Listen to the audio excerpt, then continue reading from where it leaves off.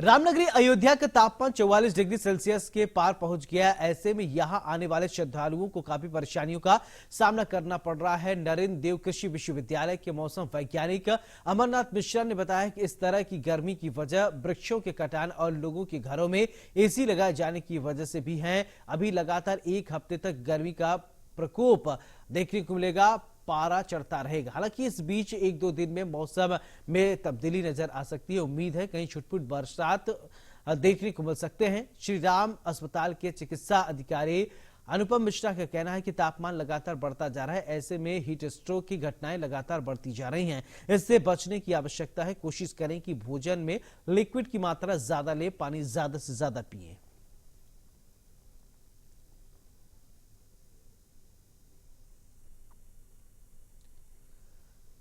तो अयोध्या की तस्वीर आप देख रहे हैं।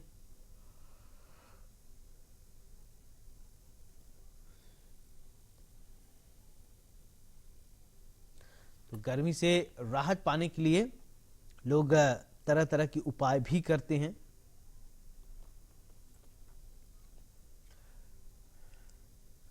बढ़ती गर्मी को लेकर आचार्य नरेंद्र देव कृषि विश्वविद्यालय के मौसम वैज्ञानिक अमरनाथ मिश्रा से हमारे सहयोगी अनिल मिश्रा ने खास बातचीत की है। उन्होंने क्या कुछ कहा है, चलिए आपको सुनाते हैं। आज पूरा देश या यूं कहें हर एक व्यक्ति, जीव जंतु भीषण गर्मी से परेशान है। नौतपा का मौसम चल रहा है। चिलचिलाती धूप, यूं लग रहा है जैसे सूर्यदेव आग बरसा रहे हो किरणों के रूप में। किस तरह से शीतलता पहुंचाई जाए, कैसे इससे बचाव किया जाए, इसकी विस्तृत जानकारी करने के लिए हमारे साथ मौजूद हैं आचार्य नरेंद्र कृषि विश्वविद्यालय के मौसम वैज्ञानिक अमरनाथ मिश्रा जी। आपसे जानेंगे कि ये किस वजह से इस तरह से भीषण गर्मी पड़ रही है और कैसे बचाव किया जाए। बहुत बहुत स्वागत सर आपका। धन्यवाद।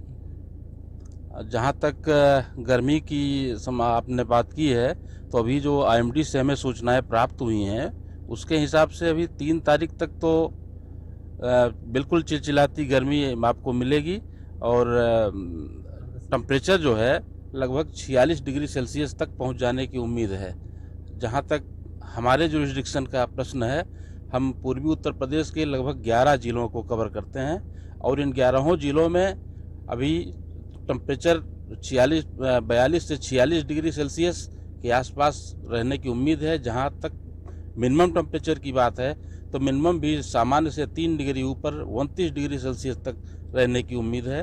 और आने वाले 1 तारीख से 3 तारीख तक जो है हल्के से मध्यम बादल दिखेंगे और कहीं कहीं पे बूंदाबांदी भी हो सकती है, लेकिन उससे उमस भरी गर्मी से राहत की कतई उम्मीद नहीं है, क्योंकि वो बारिश बिल्कुल बूंदाबांदी तक ही सीमित है। और आने वाले अगले दिनों में हम शुक्र को अगली फोरकास्ट पे बात करेंगे कि आगे अगले 5 दिन में क्या होने वाला है। क्योंकि हमारी जो लॉन्ग रेंज वेदर फोरकास्ट है उसके हिसाब से मानसून की स्थितियां तो ठीक हैं। वो 1 जून को केरला में टच कर रहा है और उससे 20 दिन लगता है हमारे पूर्वी उत्तर प्रदेश में मानसून पहुंचने में। तो अभी तक तो जहां तक फोरकास्ट की बात है, लॉन्ग रेंज वेदर फोरकास्ट की, मानसून की स्थितियां अभी तक तो अनुकूल हैं। आखिर सवाल सर, इंडियन न्यूज के जो हमारे दर्शक हैं उनके लिए क्या मैसेज देना चाहिए कि कैसे इस भीषण गर्मी से अपने आप को बचाएं, कैसे क्या करें? एक तो धूप पे निकलना कम से कम करें, शीतल जल लें, रेगुलर इंटरवल पर लेते रहें, नमक और चीनी का घोल प्लस उसमें नींबू वगैरह मिला के पिएं और धूप से बचें। तो हमारे साथ थे आचार्य नरेंद्र देव कृषि विश्वविद्यालय के मौसम वैज्ञानिक अमरनाथ मिश्रा जी। इंडिया न्यूज के लिए अनिल मिश्रा, अयोध्या। गर्मी से बचाव को लेकर श्री राम अस्पताल के चिकित्सा अधिकारी डॉक्टर अनुपम मिश्रा ने संवाददाता अनिल मिश्रा से खास बातचीत की है। उन्होंने बताया किस तरीके से गर्मी से बचा जा सकता है। ये रिपोर्ट देखिए। रामनगरी अयोध्या का तापमान 44 डिग्री सेल्सियस से ऊपर जा रहा है। चिलचिलाती धूप, ऐसे में लाखों श्रद्धालु रामनगरी पहुंच रहे हैं। कितने लोग चपेट में आ रहे हैं तो कुछ लोग बचाव के उपाय ढूंढ रहे हैं। मेरी मौजूदगी इस वक्त अयोध्या के श्री राम हॉस्पिटल में। मेरे साथ हैं डॉक्टर अनुपम मिश्रा जी। इनसे जानेंगे कि क्या लक्षण हैं और किस तरह से पेशेंट आ रहे हैं, बचाव क्या है। बहुत बहुत स्वागत डॉक्टर साहब आपका। धन्यवाद। जय सिया राम। अयोध्या में इस समय श्रद्धालुओं की संख्या बढ़ी है और मई जून में चूँकि आर्द्रता कम होती है और टेम्परेचर बहुत ज़्यादा होता है, तो उसकी वजह से ही हीट स्ट्रोक और गर्मी लू लगने की शिकायतें बहुत ज़्यादा होती हैं। चूँकि श्रद्धालुओं की संख्या भी बहुत ज़्यादा है, अपेक्षा से ज़्यादा इस समय रह रही है, तो ऐसे में श्रद्धालुओं से यही सलाह है कि आप जब भी निकलें तो सुबह शाम में निकलें, दोपहर में प्रयास करें कि दर्शन करने के लिए ना आवें। दोपहर में गर्मी बहुत ज़्यादा रहती है, और यदि आते भी हैं तो प्रयास करें कि जो सरकारी ट्रांसपोर्टेशन है आप उसको इस्तेमाल करें, छाह में चल करके वहाँ तक पहुँचें। व्यवस्थाएं बहुत अच्छी हैं, बसें आपको द्वार तक पहुँचा रही हैं, तो आप द्वार तक बसों के माध्यम से जाएं, पैदल हो करके ना जाएं। पैदल हो करके जाने में डिहाइड्रेशन की समस्या सबसे ज़्यादा होती है। दूसरा, अपना पानी अपने साथ में रखें, बीच बीच में पानी जरूर पीते रहें।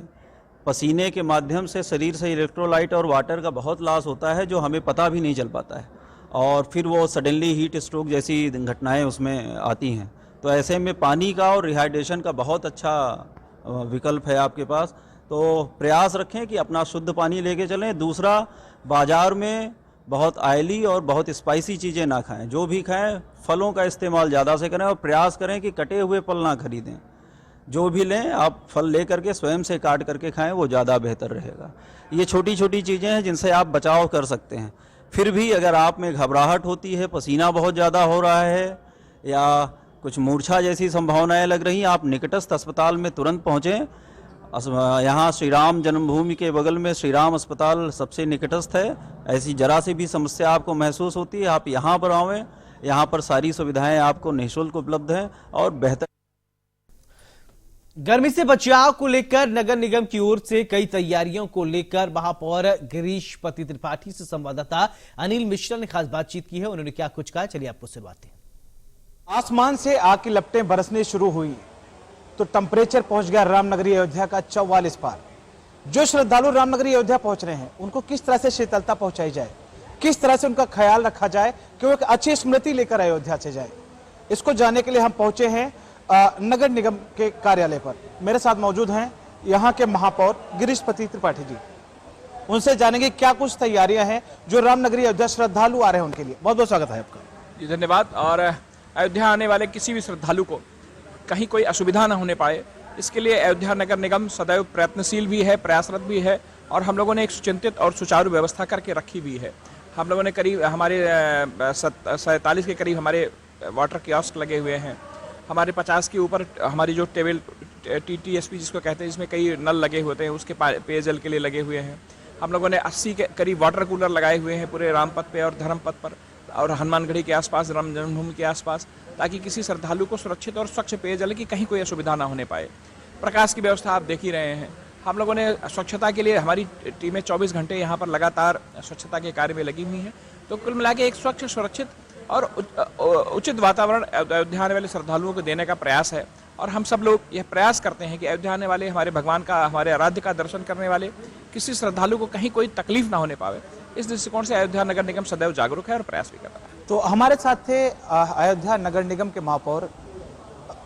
उन्होंने बताया कि किस तरह से जो श्रद्धालु रामनगरी अयोध्या पहुंचेंगे उनको सारी व्यवस्थाएं सुव्यवस्थित लगे, किसी को भी कोई भी असुविधा ना होने पाए, चाहे पेयजल की हो, छाया की हो, या अन्य जो भी जरूरी चीजें हैं उन पर खासा ख्याल रखा जा रहा है।